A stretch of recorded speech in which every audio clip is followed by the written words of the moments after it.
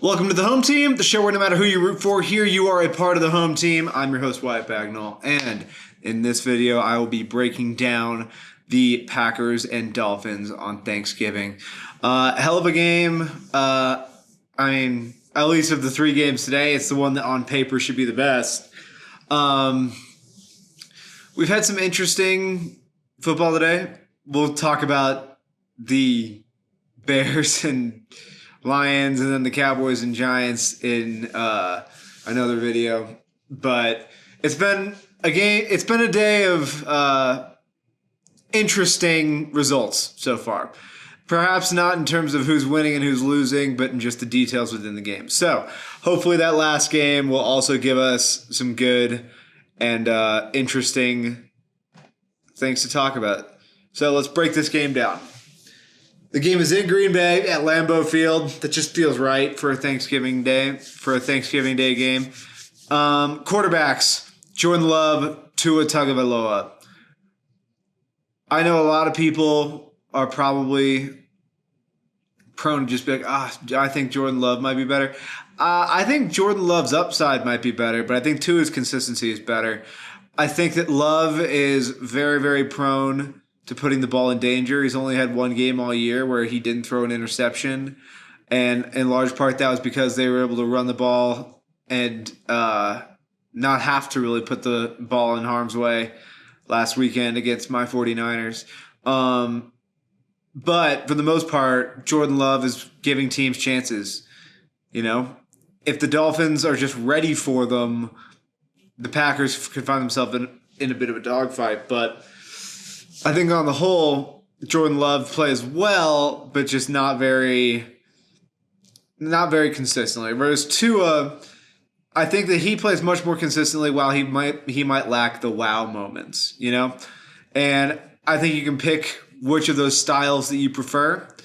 Neither one of them has been particularly good at staying healthy in their career. Tua, obviously, with the concussions. Jordan Love's had a litany of other things throughout his career, usually lower leg related, especially this year. So who do you prefer? I don't really have a huge preference on either one of them. I think they're in the same tier. I would give both these teams a point for their quarterback. I don't think either one of these teams is coming into the game saying their quarterback is their weakness. Running backs. The Packers field Josh Jacobs, whereas the Dolphins have Devin Achane is the lead back, and then guys like Mostert come in and play. And then for the Packers with Josh Jacobs, it's a very different style of runner. Both these backs grade out in the top 10 at their positions. They're both really good. They're both really different. Achane's more speed-based. I would say Jacobs is a bit more power-based. But I don't think either one of these teams is sitting here worried about their running back situation. I think Josh Jacobs is the better player, but I think the fact that the Dolphins sort of choose to be more running back by committee, I think that needs to be considered. And I think that overall their running back rooms are both where they want it to be. So they both get a point for their running backs. Wide receivers, again, this is about as different as you could be once again. Whereas Miami, very clearly, Tyreek Hill, Jalen Waddle, those are the headliners. In Green Bay, it's Christian Watson, it's Dontavian Wicks, it's Jaden Reed, it's Romeo Doubs. They don't have one player that's particularly dominant in his own right, but they have just a wide variety of guys that anyone could have the week. And that's sort of been what it is, where nobody's really showing up week after week and really putting their foot down and saying, I'm the Packers' number one receiver. We don't really have that. We have guys that sort of just trade off weeks saying, I'll do all of this week. He is this week. This guy does this week. And if I am the Dolphins, that's sort of what concerns me the most. However, I also think that when you practice against Tyreek Hill and Jalen Waddle every day, I don't know if any Packers receiver is necessarily going to individually scare you. I'm once again going to give them both points for this because they seem to be pretty content with their receiving room as it is. Obviously, I think I would rather have Miami's, but I understand that the value of Green Bay is just in how you deploy them. And I think that Matt LaFleur is a good enough coach that he deploys them quite well. So I'll give them both a point. Offensive line. This is one where not everybody does get points. I'm going to take the Packers on this one. And this has more to do with the health of the Dolphins. When Teron Armstead plays, he's one of the top 3 tackles in the NFL. However, he does not play consistently enough. And even when he is playing, I'm constantly holding my breath, thinking there's no chance that this guy's going to be able to stay in there long. So that concerns me a lot, always with them. I think that the offensive lines for these teams are both really kind of suspect. I don't want to say suspect, but Miami certainly is with health. With the Packers, they're really good at just having lots of guys and developing in this group. They're not having as great a year, but I don't know. I just, for some reason, I've got more faith in the Packers' ability to develop in this capacity. And they always have players that are versatile. Zach Tom, in particular, is the best player on that offensive line right now. And I think that just due to their coaching, Green Bay just understands how to develop that group. So I'm going to go with the Packers. So tight end. I skipped tight end accidentally there. My apologies. So the Packers have Tucker Kraft as the starter, and the Miami Dolphins have Jonnu Smith. Neither one of these teams are particularly impactful at the tight end spot. I think that, Jonnu Smith is graded out higher for the season. Tucker Kraft, he's not having a bad year, and he's a young player, certainly. He's got 400 receiving yards as of now, essentially, 402. And Jonnu Smith has got 535. So they're both in the same sort of range as the other. I would be hesitant to. Ooh, this is a tough one. See, I really do think that these two teams are so different, but they're both really happy with where they are in their skill position. So I don't want to keep giving everybody the double points. Which tight end would I rather have? I think I would rather have Tucker Kraft because he's younger, and I think that to play football in Green Bay, you have to be more of a blocker as well. So I will take Tucker Kraft because I believe that there's just more to do with him, whereas I think Jonnu Smith, we're a little bit more set in our understanding of what we're handling. Defensive lines. All right. These are two defensive lines that are also, I would say, a little bit underrated, honestly. So the Dolphins, they have Emmanuel Ogbah, Robert Sealer, Calais Campbell, Chop Robinson.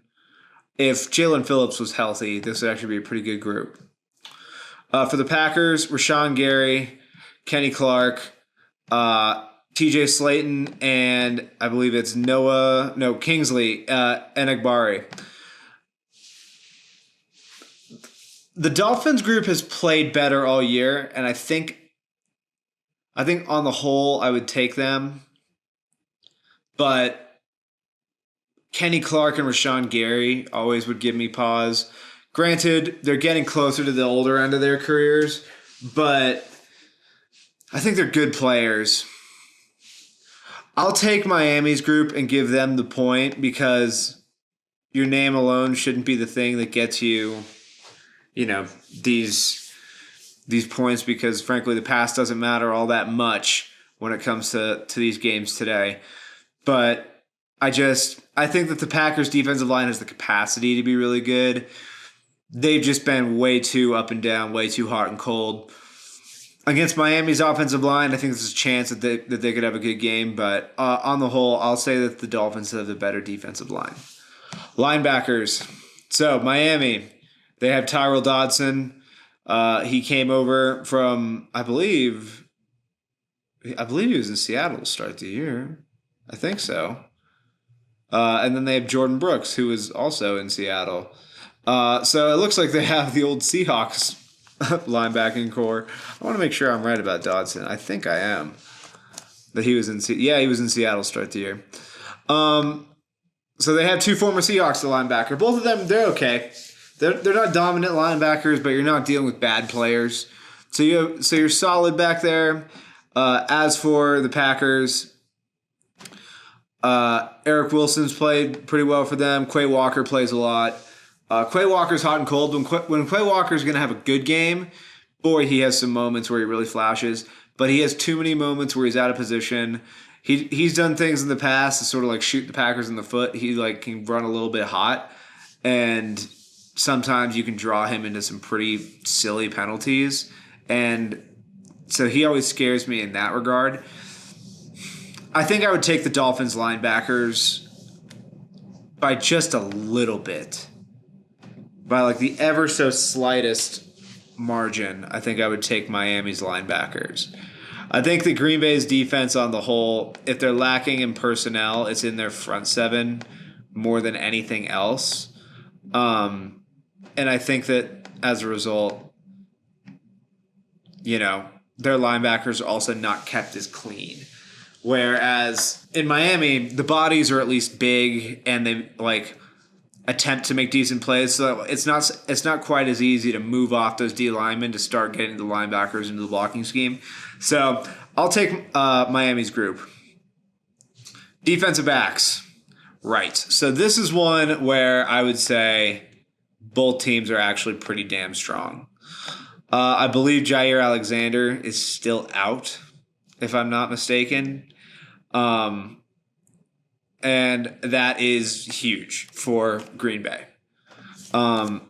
He's a player that, despite not always being healthy at this point, like he's been nicked up quite a bit this year. When he plays, he's still as good a cover man as there is in the NFL. And in a game like this, I think you'd love to have a guy like that, just given the threat. However, making up for it, different from years past, are the safeties that Green Bay deploys.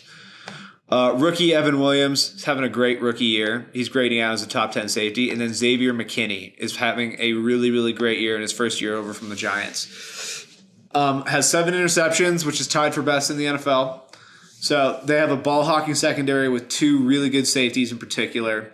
So perhaps if Jair's out, and I believe he is, those guys will have the chance to cover up on the back end. And I think that that's what you would need to do.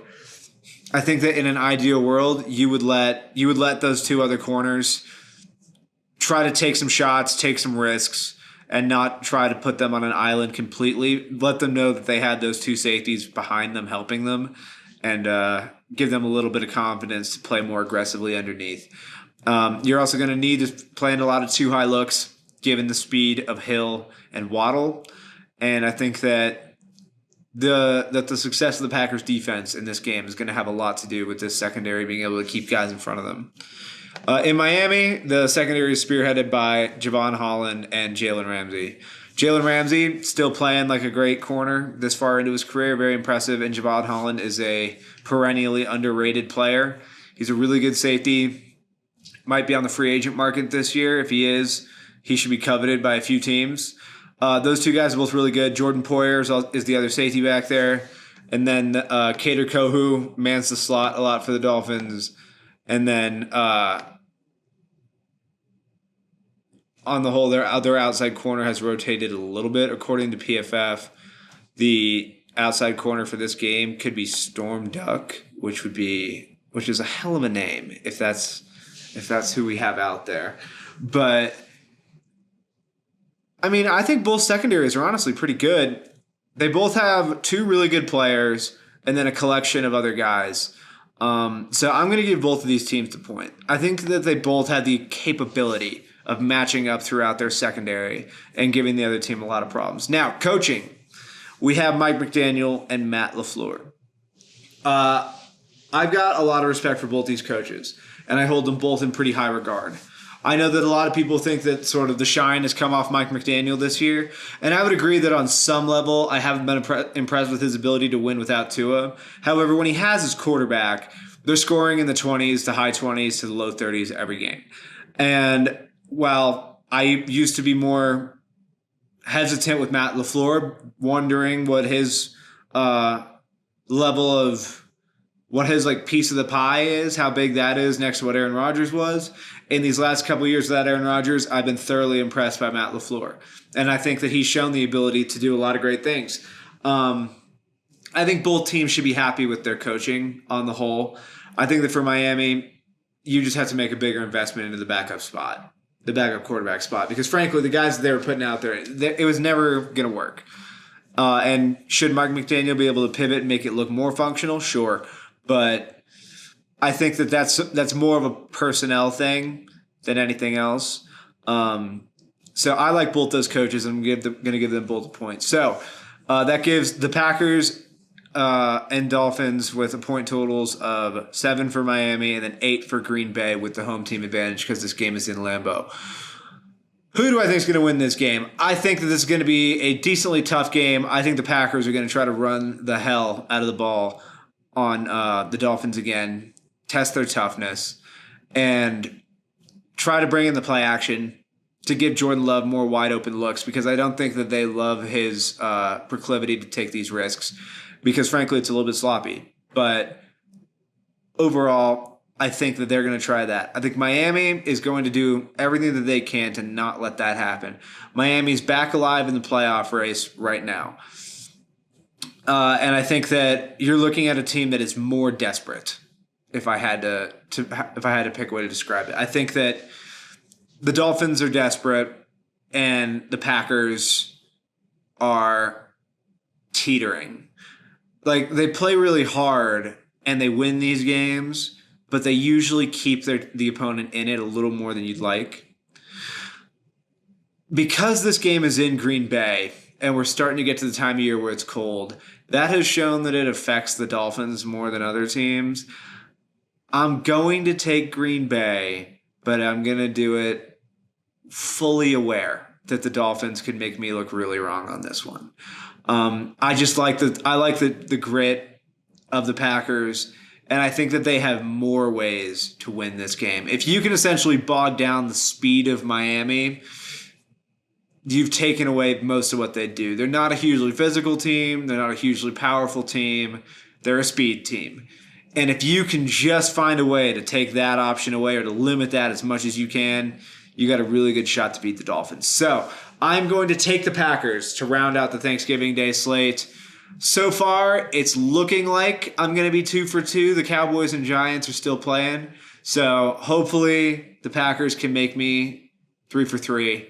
But this is the one that the whole day I've felt the least confident in picking because I think these two are honestly on a really similar level with each other. So thanks so much for tuning in, Packers and Dolphins fans. I hope you have a great night, and I hope that your team stays healthy.